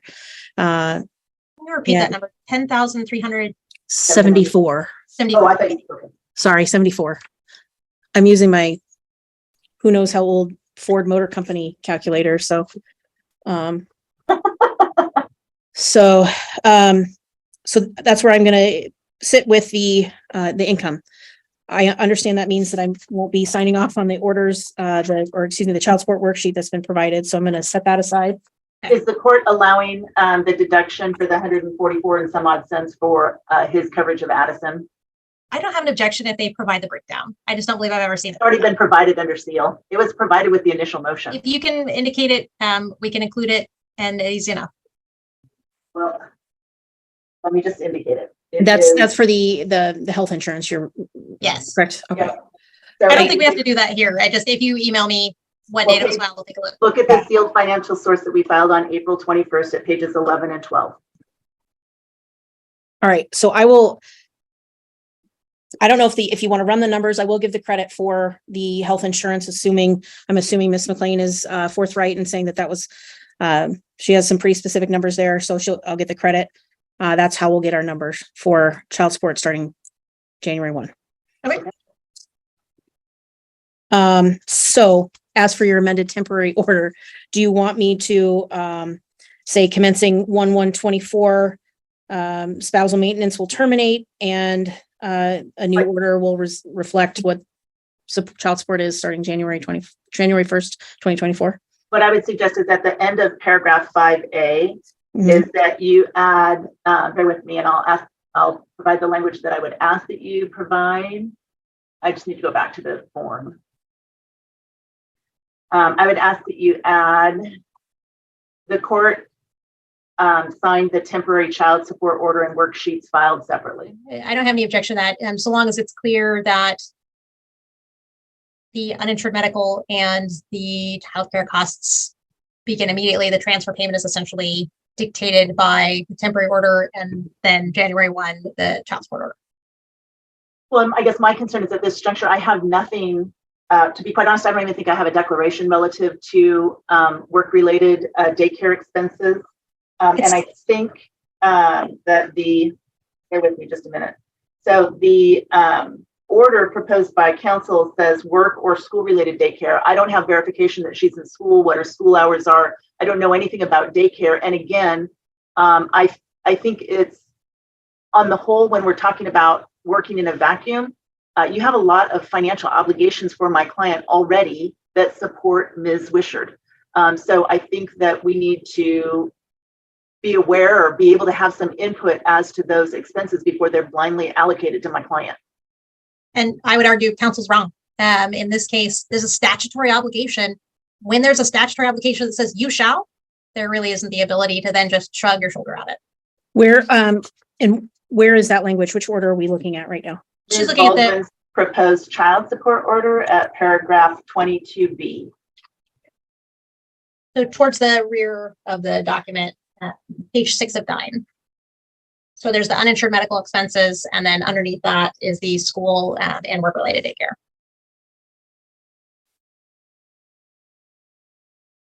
And I believe historically, parents or grandparents and others have watched the child when the parents have needed. I don't believe that they've had that they've incurred daycare expenses previously. My client was a stay-at-home parent previously, so they wouldn't have incurred those expenses. Okay, so the temporary order, what I've done is, so I'm going to go back to that first, and I apologize to the clerk and to council.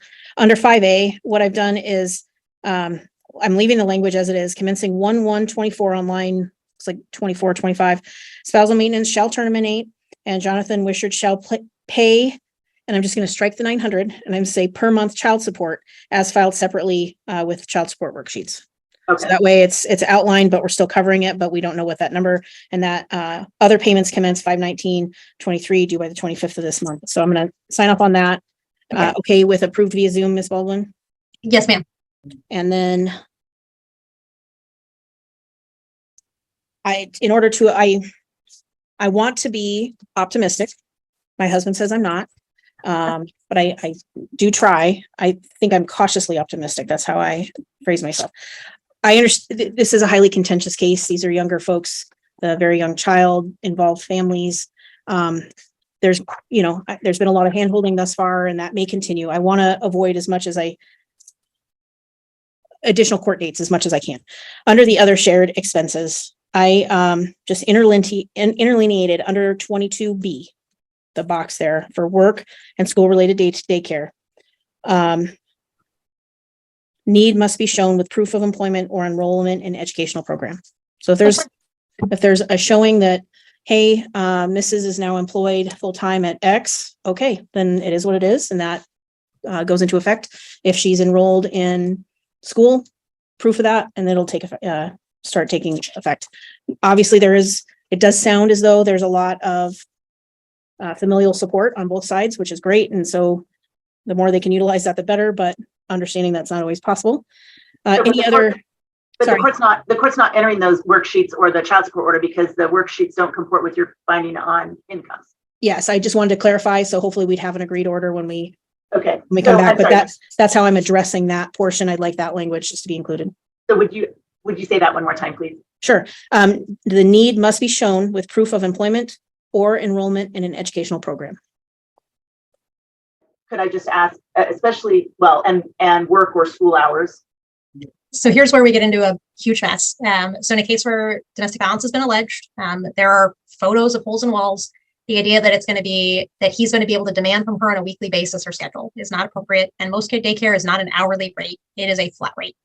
So to me, it's once you're in school or you're employed full-time or part-time, that sparks the obligation. Continuing, in a case where we're already sort of getting into minutia, that's going to require a monthly minutia dive that I don't think the court should engage in, given the allegations, or frankly, given the judicial economy. Well, if she's going to school, 2 days a week, and she's got the child in daycare 5 days a week, my client, there needs to be proof of that.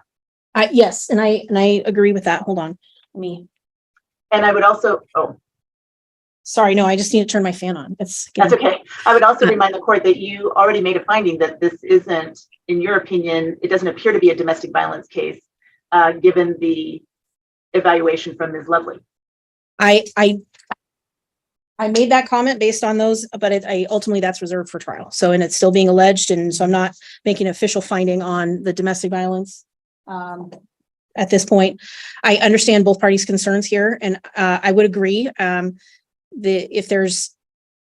don't think there's a request for a schedule, but if she's working part-time, full-time, that could, and if she's enrolled full-time or part-time, I think those things should be, the other party should be notified. If it's part-time school, part-time work, equating to essentially a full-time job between the two of those, but I don't think a schedule of classes or work hours, none of that is appropriate. So, but I think it is appropriate to let them know. If she's taking one class once a week, that's different than if she's on a full load for the next foreseeable future in studying and taking classes is different. So just because I don't want to come back on presentation and argue about it.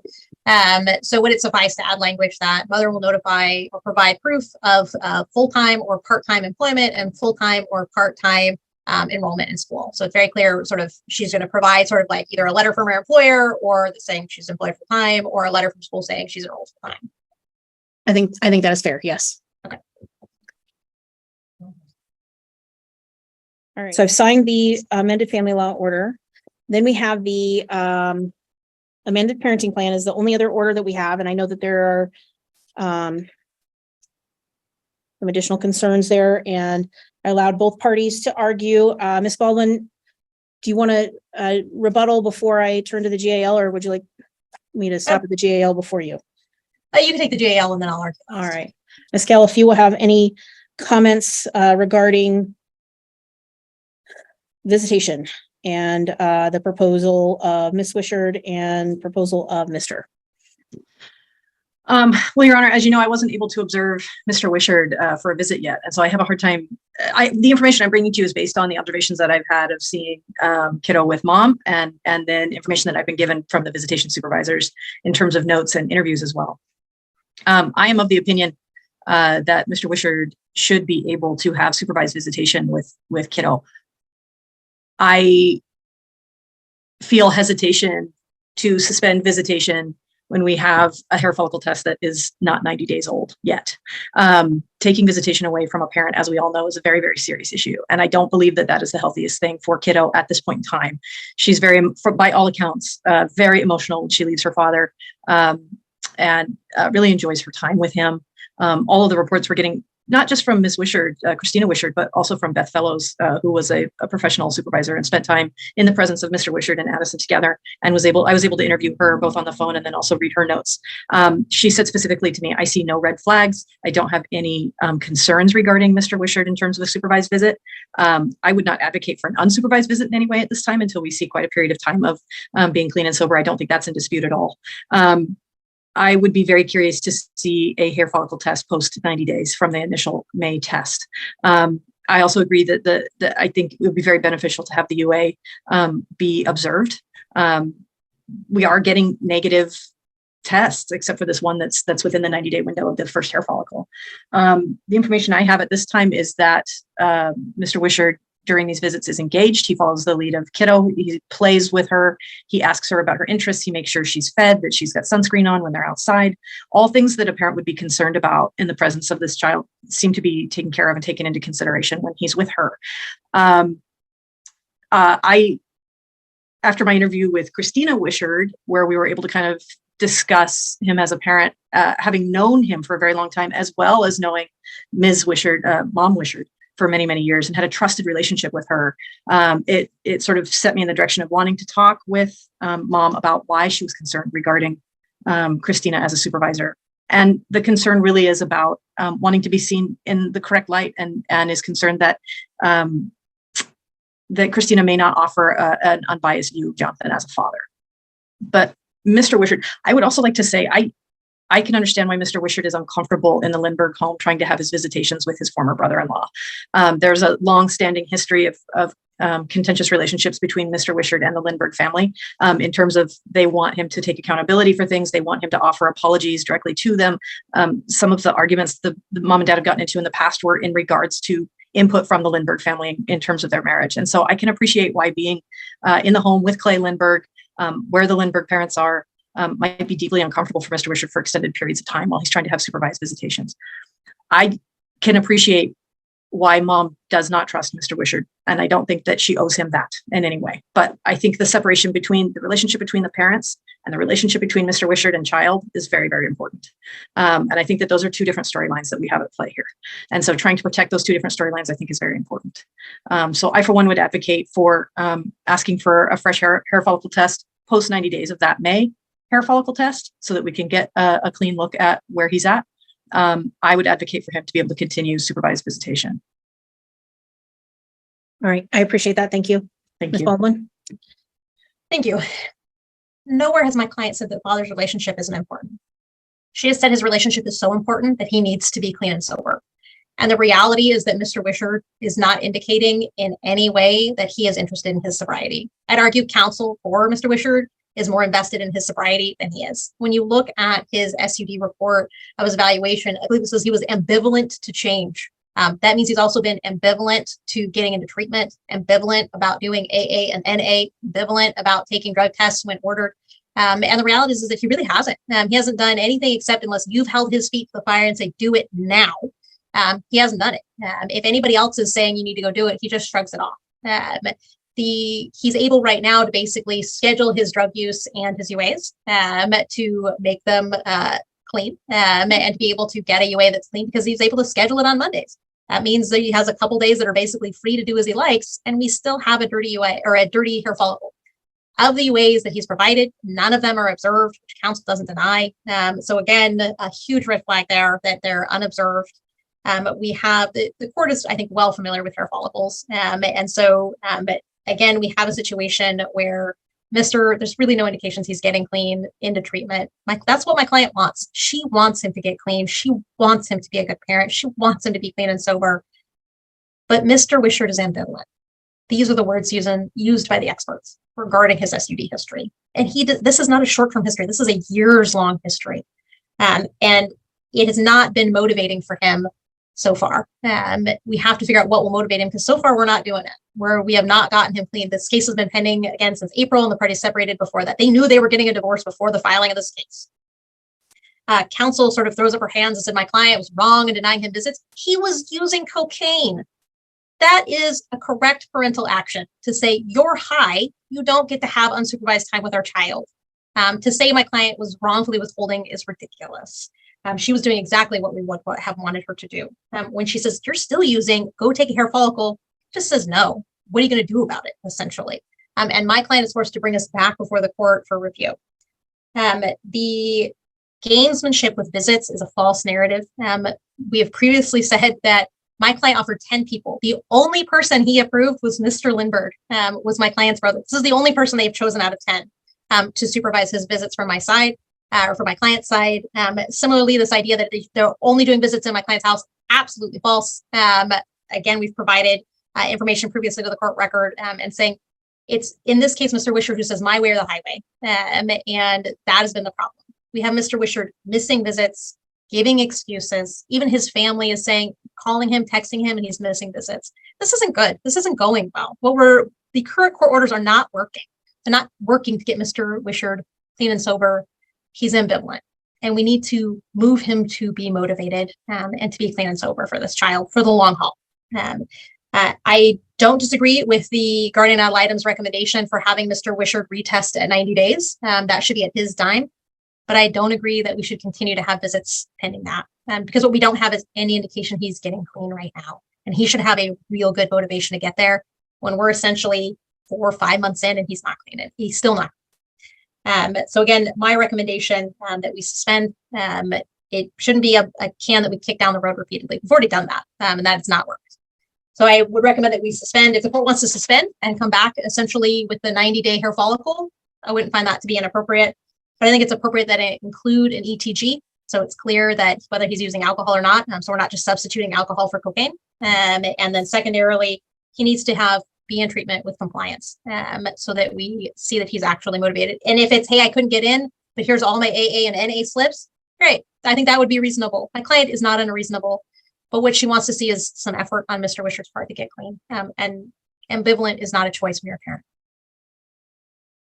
All right, thank you. May I just respond since I haven't been heard on that issue? Briefly. So again, I think even Your Honor commented about optimism. Ms. Wishart continues to be rear-looking. Mr. Wishart is forward-looking. Mr. Wishart is taking responsibility. He's not ambivalent. He is doing what the court has ordered him to do. The other concern is that the suggestion that my client only agreed to one supervisor, the court ordered each party to agree to one supervisor on each party's side. So the suggestion that somehow my client should be assessed some blame is not well-founded because the court ordered each of us to pick one supervisor off of the other's list. So again, we're following through with what the court has ordered. There are concerns as it relates to obviously timing and getting information from professionals. That's not something where I can just snap my fingers and get something overnight.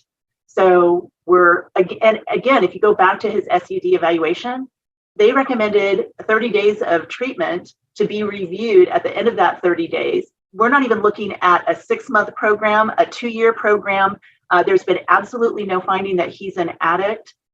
So again, they're taking snippets of information and basically making a mountain out of his past transgressions rather than allowing him to work through this process and provide the court the evidence that you need.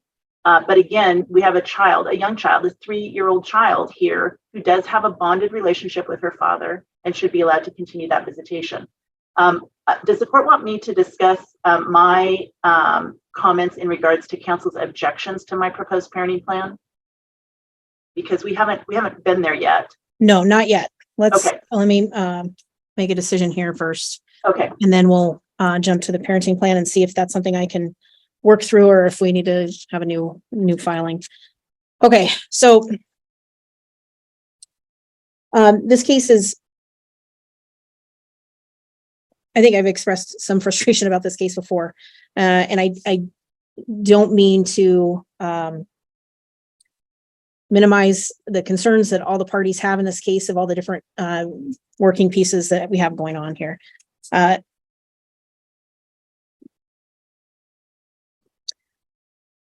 What it really comes down to, we had a UA that wasn't done in a timely fashion. It was followed up by an unobserved UA that I believe came back clean. The hair follicle, we see the results of the hair follicle. No, you do have those. You have those yesterday. That's the hair follicle tests were filed yesterday. We have the hair follicle. Yes, we have those. Okay. What I don't know. Okay. I did pull up the old hair follicle and this hair follicle, look at the numbers. They are relatively similar. Is that because, and here's where conjecture comes in, because I think as much as Ms. McLean tried to attempt to get some clarification on that, even the email attached doesn't clarify that, other than to say any hair follicle before 90 days may be concerning, because you could see the same thing. So I can't sit here and assume the results are showing continued use, just like I can't sit here and assume that they're not showing continued use. So here's where I'm at. I understand mom's request, and I don't think it's frankly unreasonable, but I guess I'll show what I think is, I guess, continued grace. I am going to reinstate visitation, but we're going to go back to 4 hours. It will be supervised. And it's going to be supervised by Ms. Wishard's supervisor until we review. We're back on the 15th. So if there is an additional person that Ms. Wishard has put forward as a supervisor that Mr. Wishard is willing to agree to, so Mr. Lindbergh doesn't suffer the repeated requests of this, I'm fine with adding an individual as long as they sign off on the supervised visitation conditions. That does not have to take place in the Lindbergh's home. It can take place in a variety of different places. There's sounds like Ms. Baldwin's indicating that they're not requiring it to be in the home. I understand the concerns there. Ultimately, what we have is, I don't think we're talking about an aunt and an uncle that have stepped in and supervised for this young girl. Neither of them are going to want anything to happen to this child. So I trust that as much as there's concerns for, well, I want my sister or I want my brother to come out on the better end of this, I don't think, and I would frankly hope that want isn't greater than the safety and well-being of this little child that this family is trying to care for and raise. So, but for the time being, Mr. Wishard's, I'm going to reduce it to 4 hours supervised, and we're going to use Ms. Wishard's supervisor. We're coming back on the 12th of September. My calculations are that we should not do another hair follicle before August 19th, 2023. So I want to, if there's any request for a UA from Mrs. to Mr., it shouldn't be a hair follicle before that date. I'm sorry, before which date? I have August 19th, 2023. Yeah, okay. That sounds right.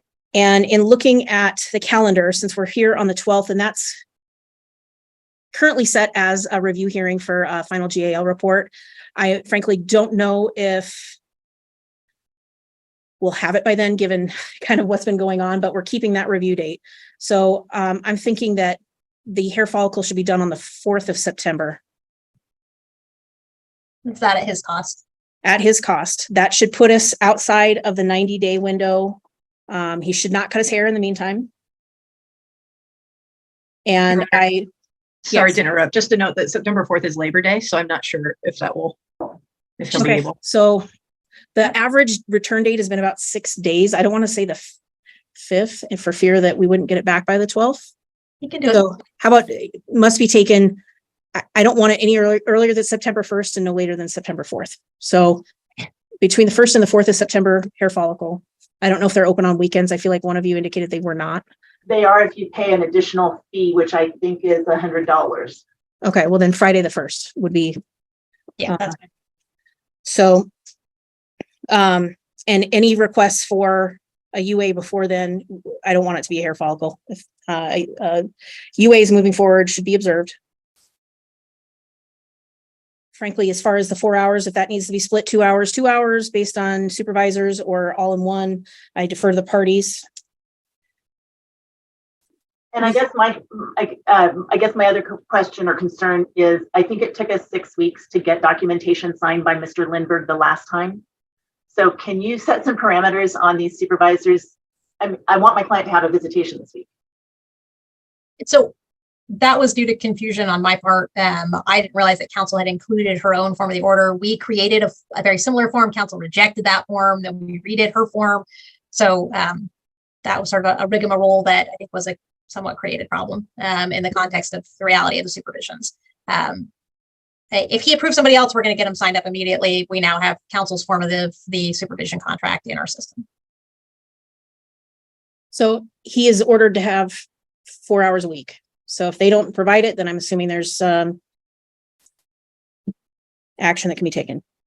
I would hope that that Ms. Wishard and her folks would continue to try to make efforts as much as I know that they're concerned about this. Hopefully the concerns will be quelled a little bit by the fact that it's her own supervisor monitoring these visitations until we come back on the 12th of September. That's fine. The court sort of gave two different dates. You said no new hair follicle, at least requested by my client before August 19th, and then said September 1st. I'm going to say because I'm ordering September 1st as the hair follicle, so I don't think she can, of course, request a UA, but let's no hair follicles until we come back on the 12th, other than the one I've ordered on the 1st. That's certainly agreeable. I just want to confirm. And then second, is the court requiring the hair follicle to include an ETG, which is the alcohol portion? Yes, and I apologize. I'm gonna add that in as well. So we do still have some objections. I think you could use the form of the order that's there. If the court wants to give us rulings and come back, that's fine too. I'm fine with whatever Your Honor wants to do. I think I could potentially use this, Ms. McLean. Would you agree that you're proposed here? The first, let's walk through it and see. I have the first objection on page 2, section B, subsection 1, adding the language that the supervisors have signed the visitation supervision rules. Any response to that, Ms. McLean? I'm sorry, you mean 4B1? Yes, sorry, 4B1 on page 2. Yes, I agree that Christina Wishard and Clay Lindbergh have signed the supervision rules now. That's fine. I'm fine if the court calls them out by name. But that doesn't take into consideration. So my understanding is that your ruling is that Christina no longer supervises. For the time being, until we review on the 12th. Okay. So, I mean, okay. So how about if what if I just add all supervisors must have signed the visitation supervision rules? Timely signed the visitation rules. Well, that's true. I mean, you've signed before you do it. All supervisors must have timely signed the visitation supervision rules before supervision. Right, but isn't that already there at line 1920? So each non-professional supervisor and all parties shall sign attached visit supervision rules. So it's really there already. I'm just going off your objection, saying adding the language that the supervisors have signed. Right. So, I don't know that it's necessary. We both have copies of those. That's fine. I'll leave that one just so that we can. All right. And then I'm going to change from no less than 6 hours to will be as follows, commencing at 7/10/23, 4 hours a week. Okay. Then the next objection. Oh, there were some Scrivener's errors in 2A, Ms. McLean, that Ms. Baldwin pointed out on page 3. There was on line 4 or 5. You mean, I'm sorry, what page are you on? Page 3. Top of page 3. B2A or 4B 4B2A. Okay. The father's next visit shall be forfeited if the father submits. So there was a period and a new sentence started there, and it was suggested that should be one sentence. So, okay, so the first one is if he fails to provide the first part of that language is if he fails to provide the testing, or if he fails to provide, then it's considered a positive, then his visitation would be forfeited. If he submits to the testing and it shows positive, or there's validity concerns, then it would be reviewed and his next visit would be forfeited. Right. So on the line after docket notice, it says the father's next visit shall be forfeited. And then I just made if the father submits to testing and said testing shows positive for illegal or non-prescribed drugs, including marijuana or alcohol, or has validity concerns. Okay. So that's one sentence. Okay. And then period and capital T, the father's visitation shall be immediately reviewed. Okay. And then I just add under B on page 3 on line 12, I just added the word observed, even though it's in subsection A, I just add Jonathan Wisher shall participate in weekly observed urinalysis. Okay. It made no other changes there. And then under section D, there was an objection to section D under 4 for that entire portion to be eliminated. So if you want to respond to that, Ms. McLean. Well, again, I believe that was the court's finding from the hearing, and you did not make any 191 findings specifically to domestic violence. And the court just recently said, that's really reserved for trial. So I just don't think the court intended to make any finding either way. I am going to strike this, that 191 is reserved for trial. And the request is to just add in that our family wizard is the only, is the method of communication barring any medical emergencies. And my understanding is they're already doing it. And so I just want to make that clear that that's how they're to communicate. So, and I would suggest, well, first off, this was a recommendation that came in from the guardian ad litem's emailed to us for our last hearing that hasn't been ordered by the court.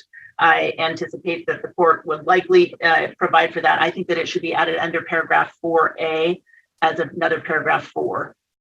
The party shall communicate through the Our Family Wizard app. Sure, it can go anywhere. So under 4A on page 2? Add 4. Okay, I can do that. And that would be at their own expense. I agree. I mean, we need to remove Christina at this point and indicate Clay Lindbergh or Other agreed. Other approved respondent supervisors. I think other agreed is the same, but easier to fit in that space. Well, I want it to reflect the court's requirement that it be Ms. Wishar's supervisor. Is this going to require if I change that on the 12th of September, are we going to need another new order then? I'm assuming we would need a new order no matter what. Okay. So I will just, or I'm going to strike the Christina Wishart for now, put in a little asterisk, put down here, other approved supervisor.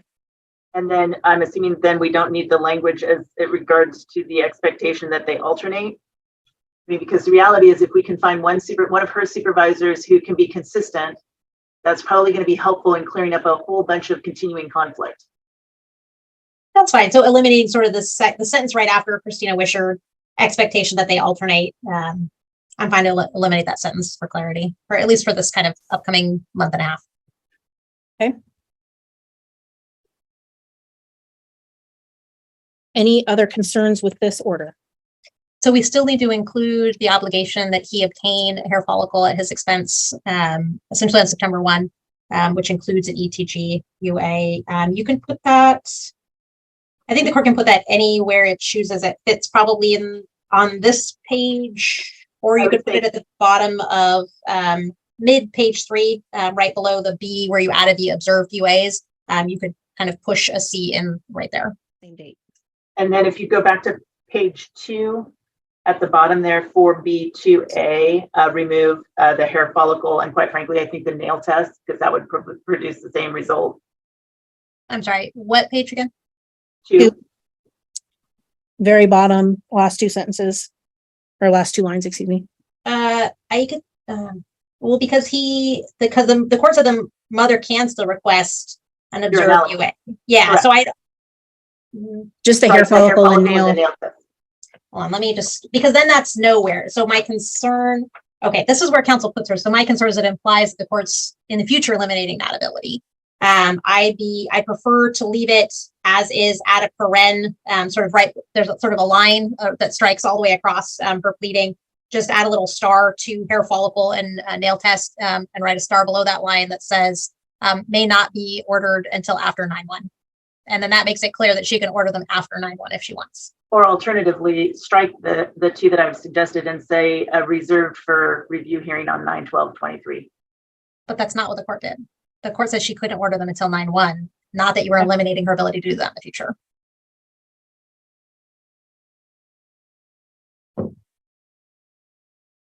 Okay, so what I did is I just put an asterisk after hair follicle and nail tests, indicating these shall not be requested until after the hearing on 9/12/23. So there's a clerk's action required already noted on here. Let me, I will get that sorted with Miss Wade. If it sounds like Miss McLean, you don't object to that. No. Any other concerns with this order? I believe that does it. All right, and Ms. Baldwin approved via Zoom? Yes, ma'am. And Ms. Gale, is that okay if I indicate that on your signature line as well? Yes, Your Honor. Thank you. Thank you. All right, I will get these taken care of with the clerk. And as frustrated and pessimistic as I can be, and I know I can be, I really do wish these parties the best of luck. I hope I don't see anyone before the 12th of September on this case. And hopefully we can make some good progress between now and then. Thank you. All right, thank you, counsel.